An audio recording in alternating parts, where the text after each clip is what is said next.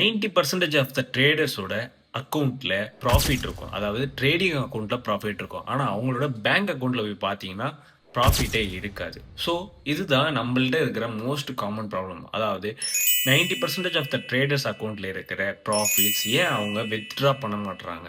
அப்படிங்கிறத இன்னைக்கு நம்ம பார்க்க போற டாபிக். நீங்க நம்ம பேஜுக்கு புதுசா வந்திருந்தீங்கன்னா, மறக்காம நம்ம பேஜ ஃபாலோ பண்ணுங்க.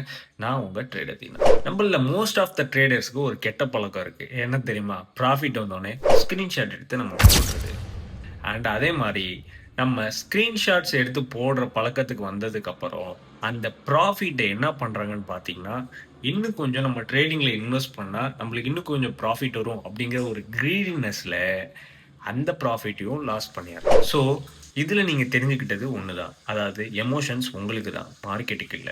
நீங்க உங்களோட ப்ராஃபிட்ட வித்ட்ரா பண்ண டிலே பண்ணீங்கன்னா, மார்க்கெட் உங்களோட அமௌண்ட்ட எடுத்துட்டு போயிடும். ஸோ, அதனால நெக்ஸ்ட் டைம் நான் சொல்ற இந்த டிப்ப யூஸ் பண்ணுங்க. உங்களோட கேப்பிட்டல் 10,000ஓ, 20,000ஓ, 50,000ஓ, 1,00,000ஓ உங்களுக்குன்னு ஒரு கன்சிஸ்டன்சி ப்ராஃபிட் வச்சிருப்பீங்க. அதாவது 1000, 2000 it may vary based on the capital cost. Okay. So அந்த உங்களோட ப்ராஃபிட் வர வர அத வித்ட்ரா பண்ணிக்கங்க. வித்ட்ரா பண்ணீங்கன்னா, உங்ககிட்ட ஒரு கன்சிஸ்டன்சி இருக்கும். உங்களோட வித்ட்ரா உங்களோட ப்ராஃபிட்ஸ் அமௌண்ட்டும் உங்களோட பேங்க்லயும் ப்ரொஜெக்ட் ஆகும். அண்ட் உங்களோட கன்சிஸ்டன்சி உங்களோட ட்ரேடிங் செட்டப்ல உங்களோட கேப்பிட்டல் காஸ்ட்ட காப்பாத்துறதுல இருக்கும். ஸோ, நீங்க மைண்ட்ல வச்சுக்கிறது ஒண்ணு தான். அதாவது நெக்ஸ்ட் ட்ரேட்ல நீங்க ப்ராஃபிட் எடுத்துக்கிட்டீங்கன்னா, சிஸ்டம க்ளோஸ் பண்ணிறீங்க, சார்ட்ட க்ளோஸ் பண்ணிறீங்க, உங்க ப்ராஃபிட்ட வித்ட்ரா பண்ணிறீங்க. முக்கியமான விஷயம் மார்க்கெட்டுக்கு ரெஸ்பெக்ட் பண்ணுங்க.